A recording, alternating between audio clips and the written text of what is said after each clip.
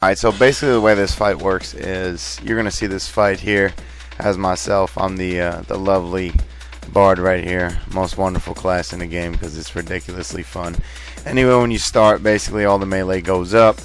I'd say within 10 to 15 seconds he'll port down to that location there.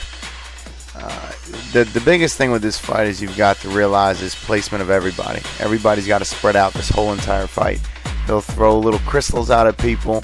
He'll do a massive AoE that you just seen. See this bubble right here? It's imperative that everybody presses on this because you can't stand outside of it, otherwise everybody dies. He does cast a Fist of Lathis, which you're going to see that has to be interrupted. If you don't interrupt it, it will one-shot the tank. As you see there, he also makes people a crystal. That should be priority. As you can see, as a Bard, I mind my own business and just keep doing my own damn thing because it's boring as shit. But that's besides the point. Anyway, so you just continually DPS. Heals, we use the Bard here, a Senecar, actually Inquisicar, I'm sorry, and Purifier build. Basically, that's really more or less the whole fight. He's gonna port around every now and then. You see, just continue farm, continue DPS, and that's more or less. I definitely have to say that's about it. There's not too much into this fight. It is pretty heal intensive when he does do the fallen rocks. As you can see, that's easily healed through the press again, and then at about 40%, you'll see him. You'll want to basically stop DPS because this is not a DPS race by no means. If you DPS him too fast, either someone will die from the crystal. Another thing I like to point out is if the crystal's too close to the boss, like you see there, that wasn't really that close, but if he's too close to the boss, it will heal him.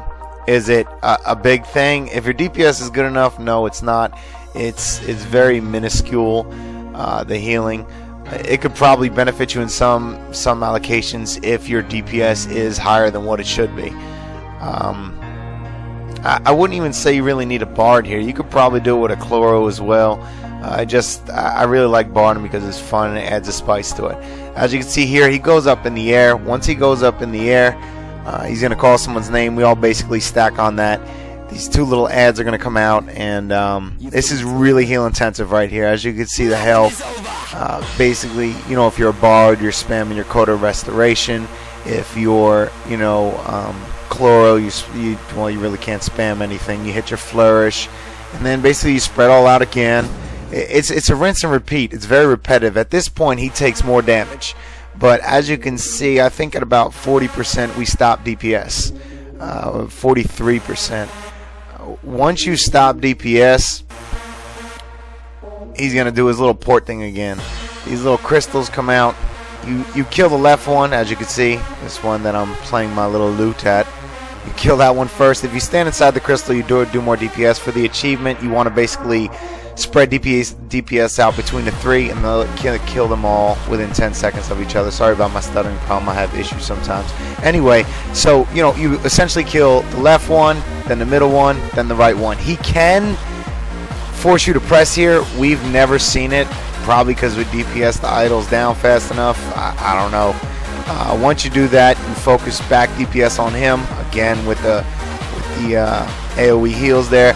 It's imperative that you don't let him get near those idols because he will get a stacking buff on him. And while he's up there, I forgot to mention, you will want to have a rogue on him to ERAD or Purge isn't going to work. You got to have a rogue ERAD him. There you can see we really didn't waste any time. And at this point, at 30%, he goes up here. Everybody spreads out once again. It's the same shit over and over. You can't really see what's going on behind me, but you can see like the little skeleton's falling. There's a little pillar back there where he was standing when he took that extra damage. You want to have your tank there picking up the skeletons. Every 3% he will spawn a skeleton. He's got to pick it up, and that's really it. I mean, you can have a rogue ERAD him, but as you can see here, no one did that. It's a tank and spank. He can do a press here again. Never seen it. I don't know if they fixed it or whatever.